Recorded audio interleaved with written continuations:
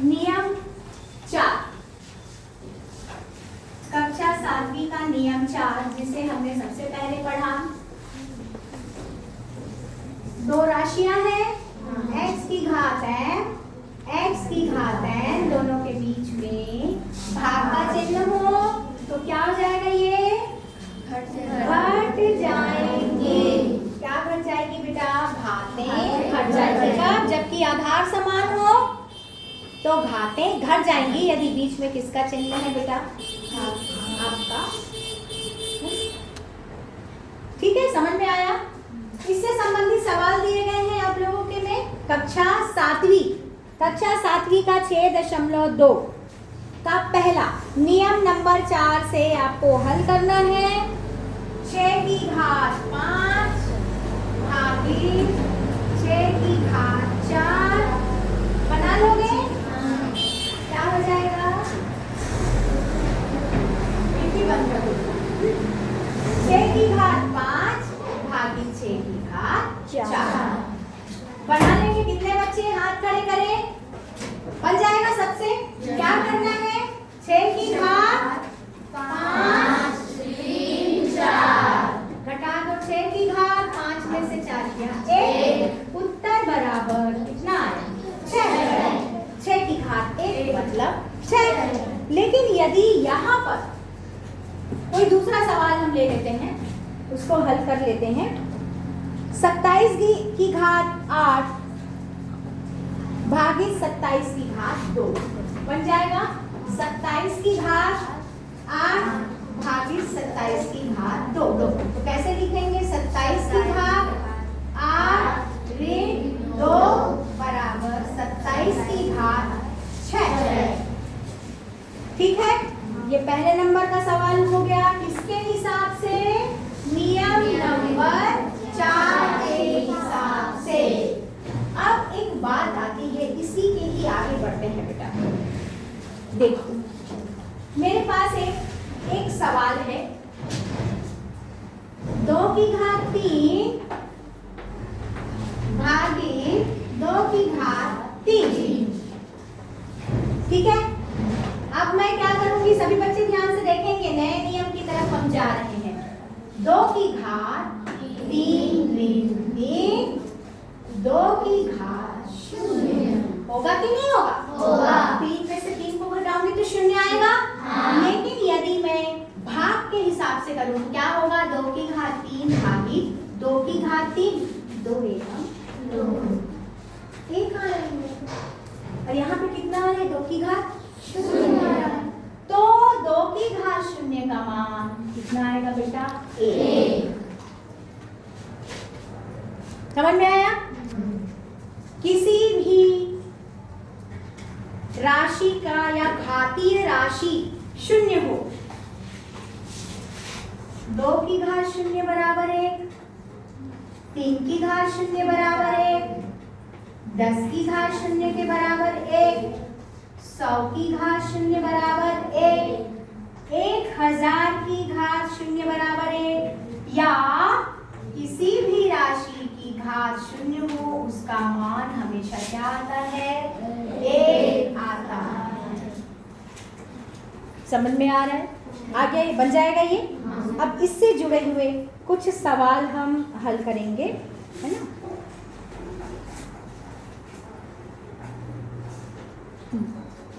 जैसे कि प्रश्नावली 6.2 का 6वां सवाल, 273 की घात 0,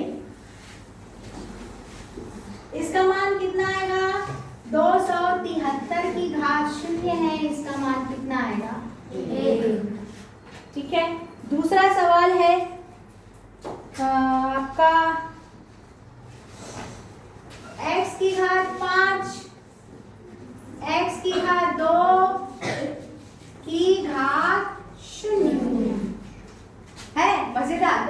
अब देखो तोड़ते हैं इसे, अब इसे भी तोड़ेंगे तो क्या हो जाएगा बेटा? x की घात m गुणी 0 हो जाएगा, होगा। और नीचे में बटे x की घात 2 की गुणी 0। इसको पढ़े थे ना पिछले बार नियम को, कि जैसे ही कोष्टक हटाते हैं तो दोनों घातें क्या हो जाती हैं? गुणा हो जाती है। तो ये क्या आ जाएगा? 5 की घात 0 और ये हो जाएगा x की घात 0, 5 शून्यम 0, x की घात 2 शून्यम 0, तो x की घात 0, x की घात 0 बराबर कितना आ जाएगा 1 आएगा कि नहीं आएगा? आएगा। दोनों को काटेंगे 1 आया, या भाग है तो 0 को 0 से घटाएंगे तो कितना आएगा? 0 ही तो आएगा क्या? इसको दूसरे तरीके से क्या कर सकते हैं? x की घात 0 भागित x की घात 0, x की घात 0 ऋण 0, तो 0 में से 0 घटाएंगे तो 1, ठीक है ना? तो इस तरीके से आपने नियम नंबर 5 भी कर लिया, और एक बहुत महत्वपूर्ण नियम है नियम नंबर 6।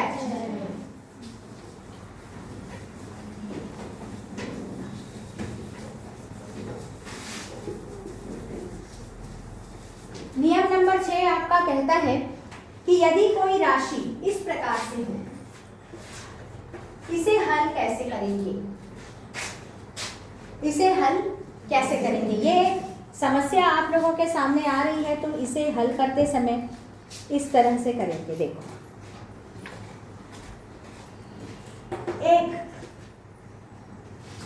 एक क्या है? एक का मतलब अभी क्या पढ़े? x की घात 0 पढ़े थे। चलिए कोई सवाल ले लेते हैं, इसमें से कुछ सवाल है उसको हम हल करते हैं। 1/5 की घात 2, इसको हल करना है मुझे, तो मैं कैसे कर पाऊंगी इसको? 1/5 गुणित 5, 1/25 ऐसा लिखूंगी कि नहीं लिखूंगी? ये तो सामान्य भाषा में हुआ, लेकिन इसको मैं घात में कैसे कर सकती हूँ? तो मैं क्या करूंगी, ध्यान से देखो, ध्यान से देखते जाना बेटा। 1/5 की घात 2 है, मुझे मालूम है 1 मतलब क्या होगा? 5 की घात 0 बराबर होगा 1 के, तो मैं 1 की जगह 5 की घात 0, क्यों ऐसा करूंगी? क्योंकि यहाँ पर आधार कितना है बेटा? 5 है, 5 की घात 2। अब ये कौन सा नियम इसमें लग जाएगा? आधार समान है तो घातें घट जाएंगी, तो क्या हो जाएगा? 5 की घात 0 ऋण 2, 0 में से 2 घटाएंगे तो 5 की घात ऋण 2 आएगा। तो मेरे पास क्या आया? 1/5 की घात 2 बराबर 5 की घात ऋण 2। ठीक, इसका मतलब क्या हुआ कि 5 की, यदि अंश की हर में, अंश और हर की भाषा में हम बात करें तो एक क्या हो जाता है बेटा? अंश है, और 5 की घात 2 क्या हो जाता है? हर, है ना? तो यदि हर वाली संख्या को अंश में लेकर आते हैं, हर वाली संख्या को अंश में लेकर आते हैं, तो उसकी घातें क्या हो जाती हैं? ऋणात्मक हो जाती हैं। धन 2 है, ऊपर जाके ऋण 2, ठीक, ऊपर में ऋण है तो नीचे जाके धन। अंश है तो हर में जाके ऋण हो जाएगी, और हर में ऋण है तो अंश में जाके धन हो जाएगी। कैसे? कोई और सवाल ले लेते हैं। 1/7 की घात 4, 7 की घात ऋण 4 हो जाएगा, ठीक। अब ऋणात्मक ले ले, 5 की घात ऋण 4, तो ये क्या हो जाएगा? इसको धन करना है, तो ये क्या होगा? नीचे में जाके ये धन परिवर्तित। कितने बच्चों को आया समझ में? चलो आकलन करते हैं। अब आया समझ में? चलो जल्दी से बताते जाना बेटा। हाँ, मैं लिखते जाऊंगी और आप लोग उत्तर देते जाएंगे। आप लोगों का आकलन करना है कि आप लोगों को समझ में आया है या नहीं आया है। नियम नंबर 6, नियम लिख देती हूँ।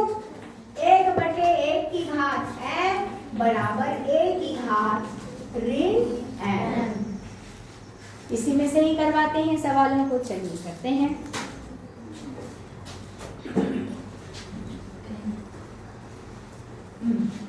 प्रश्नावली 6.2 का चौथा सवाल, निम्न के हर को अंश में बदलिए। हर है 35 की घात 1/35 की घात 4, इसके हर को अंश में बदलना है, तो क्या हो जाएगा? कौन बताएगा? बोलो। 35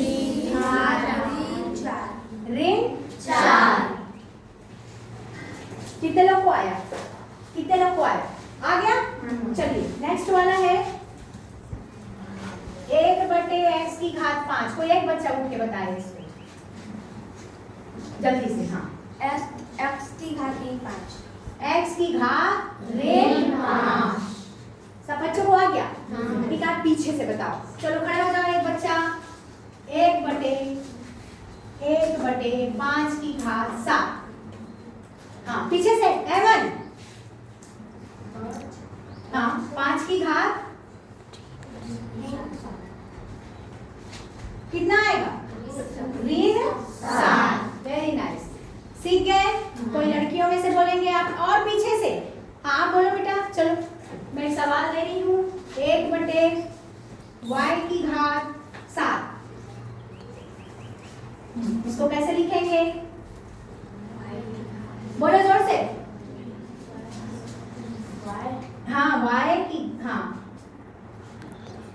y घात को किस में बदल देंगे?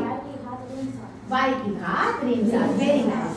इसका मतलब सभी बच्चों ने सीख लिया है। और किसी को कोई कंफ्यूजन है क्या? नहीं। इधर विद्या बताएगी? तू बताऊं? करूं? लिखो सवाल। चलो, 1 बटे 42 की घात x क्या हो जाएगा? हाँ बोलो। 42 की घात 42 की घात x की 42 की घात ऋण x। ठीक है, समझ में आ गया? अब इसका उल्टा करके देखते हैं। बैठो, सब बैठो, इसका उल्टा कर लेते हैं। चलिए, 35 की घात ऋण 4 को कैसे लिखेंगे? जस्ट उल्टा कर दो इसकी। जस्ट इसका क्या करेंगे बेटा? उल्टा कर देंगे। यदि इस तरह की कोई संख्याएं लिखी है तो क्या हो जाएगा? 1 बटे 35 की घात धन 4। ये क्या हो जाएगा? 1 बटे x की घात धन 5। ये क्या होगा? 1 बटे 42 की घात x, 1 बटे 5 की घात 7, 1 बटे y की घात 7। ठीक है? तो आपकी क्लास तो यहीं पे खत्म हो गई। कक्षा 7वीं के बच्चों का प्रश्नावली 6.1, 2 दोनों खत्म हो गया है। 7वीं के 8वीं के बच्चों ने क्या कर लिया है? रिवीजन कर लिया।